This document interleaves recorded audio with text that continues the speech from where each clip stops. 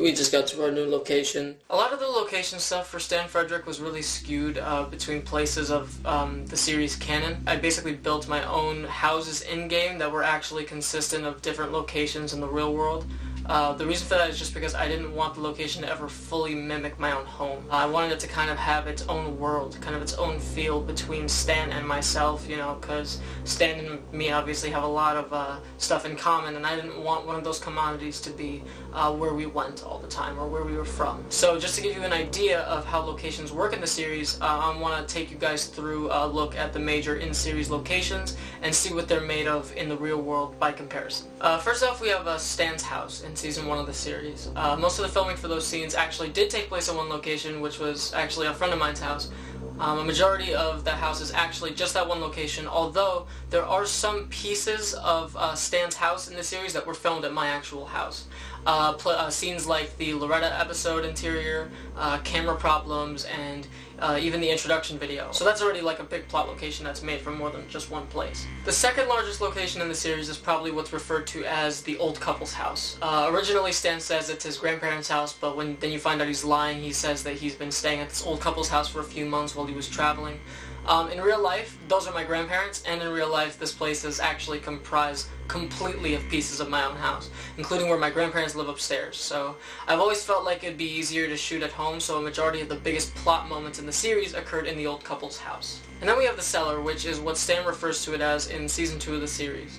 This is We Must Collect's base of operations, and it appears mostly in the actual We Must Collect videos, other than when Stan actually visits the place in only about 4 entries of the entire series. This is also my house. It's my basement. That place has always been sufficiently creepy enough to shoot in, so I always like shooting the We Must Collect videos there. Also, about a year or so after the series ended, I started making some prequel videos in the form of old tapes that Stan would post on YouTube, and in one of the longer ones entitled The Beginning of the Lie, the cellar actually finally gets an in-game exterior, which is in reality the outside of an old abandoned building located across the street from my girlfriend's old house. So in reality, the cellar is also made out of like 2 places. Now looking at some less significant locations, like the park, for instance.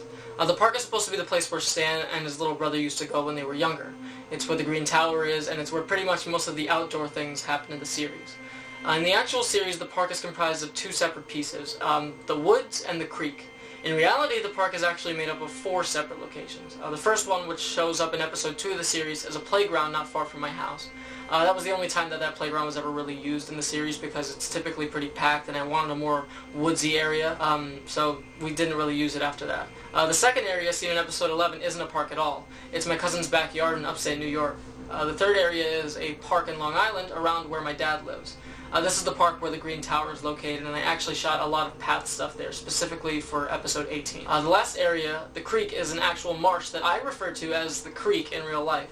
A friend of mine referred me to the place when I was scouting for locations early on before I started making the series, and it's honestly a very dangerous, scary place in real life. So, yeah, these 4 places were all connected to one another in the series itself as the park. Connor's apartment building was actually a very simple one. The exterior of it was just a random building about a block from my house, and the interior of it was actually my dad's apartment in Long Island, so that location was also 2 separate places. Now, Season 2 is pretty interesting because it involves a lot of traveling. The first 10 episodes involve Stan moving from place to place before eventually returning back to New York. What's funny about this is that a big chunk of those traveling episodes still take place inside of my house. In episode 21, the new location Stan refers to is actually my closet in my room. In episode 22, Stan says he's in Jersey, but in real life it's my grandfather's room upstairs. In episode 23, the hotel Stan is in is actually my parents' bedroom in real life. Episode 25's North Carolina woods are once again my cousin's backyard in upstate New York. Episode 27's room that Stan is on the phone in is my dining room. And episodes 28 first half is upstairs in my grandparents' house. Episodes 29 through 30.5, or, you know, the message to We Must Collect, that hotel room is once again my parents' room from a different angle. So, wow. Camera trickery. And then there was a point where I was actually on vacation, so I actually filmed in legitimate hotels in episodes 20 and 26. I always find that found footage makes this whole concept of locations a much more interesting thing to experiment with. Stan Frederick was a great test run for that, especially because, you know, the suspension of disbelief and being told where the characters are is pretty loose, and overall it makes the world that this character is interacting in a little bit more broad than I actually had the means to show in reality. So I always considered Stan Frederick a big location-based show, You know, there's a lot of returning to old locations and such, so the ability that I have to be flexible with location scouting and where places are is really helpful to me.